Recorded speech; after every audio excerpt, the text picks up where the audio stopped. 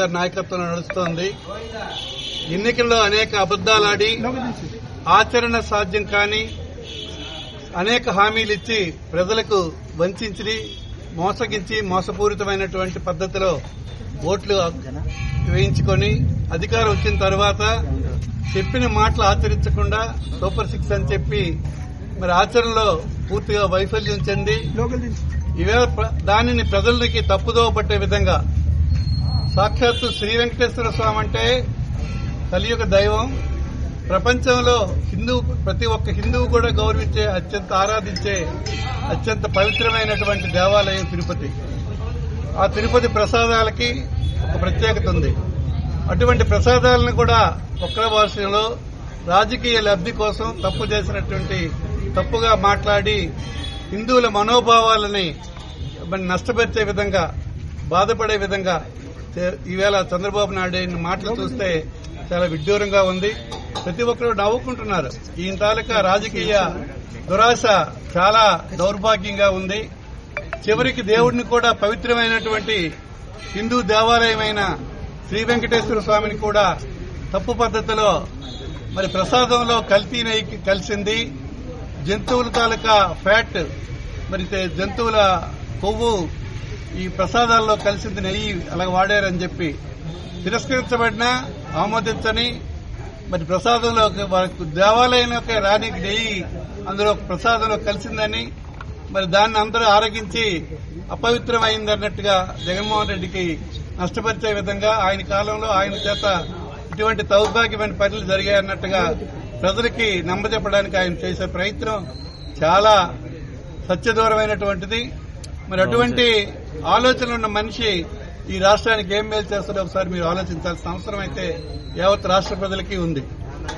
ఈవేళ రాష్ట్రంలో జరిగినటువంటి అనేక అవకతవకలు ఎన్నికలు జరిగిన నాటి నుంచి ఏ రోజైతే కౌంటింగ్ జరిగిందో అదే రోజు నుంచి ప్రజలకి అనేక పద్దతుల్లో వైఎస్ఆర్ పార్టీ శ్రేణులకి నాయకులకి అత్యంత హేయమైన పద్దతుల్లో ఎంతో మంది చనిపోవడానికి కారణమైనటువంటి చంద్రబాబు మరి ఈవేళ ఆ పార్టీ చేసినటువంటి దురాగతాలు మరి కూటమి ప్రభుత్వం చేసినటువంటి నష్టాలు ఎక్కడ వారించకుండా వాళ్ళు ఇండైరెక్ట్ గా ఎంకరేజ్ చేసి వారి చేత అనేక ఇబ్బందులు పడుతున్నటువంటి వైఎస్ఆర్ పార్టీ శ్రేణులు గాని నాయకులు గాని అయినా సమన్వయంతో ఆయన ఉంటూ జగన్మోహన్ రెడ్డి గారి నాయకత్వంలో ఒక ప్రత్యేకమైనటువంటి పద్దతిలో మరి ఈవేళ వైఎస్ఆర్ పార్టీ రాష్ట్రంలో ఉంది.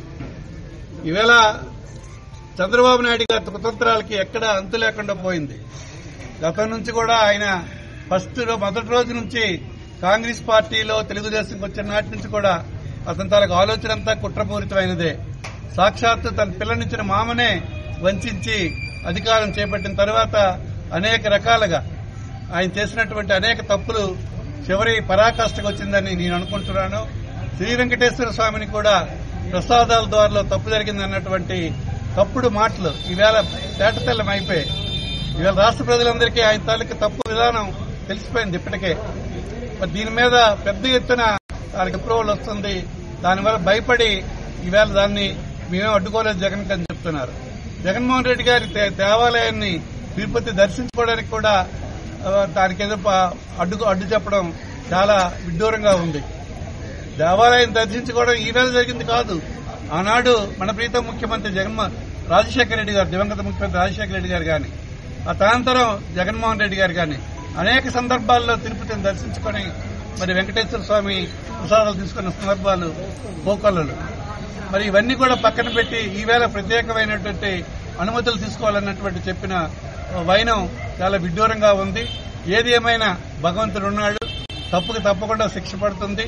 ఈవేళ మేము అనుకుంటున్నాం ఇటువంటి తప్పు చేసినటువంటి చంద్రబాబు నాయుడు గారికి భగవంతుడు ఖచ్చితంగా శిక్ష వేస్తాడని మేము భావిస్తూ మరి ఆ భగవంతుడి ఆశీస్సులు రాష్ట్ర ప్రజలందరికీ ఉండాలని మరి వైఎస్ఆర్ పార్టీ మరింత నిబ్బరంగా జగన్మోహన్ రెడ్డి నాయకత్వంలో పనిచేయాలని మేము కోరుకుంటూ ఈవేళ నియోజకవర్గ నలుమూలల నుంచి చేసిన వైఎస్ఆర్ పార్టీ శ్రేణులందరికీ హృదయపూర్వకమైన అభినందనలు తెలియజేసుకుంటూ ఆ భగవత్ కృపా కటాక్షాలు అందరికీ ఉండాలని భగవంతుని ప్రార్థిస్తున్నాను.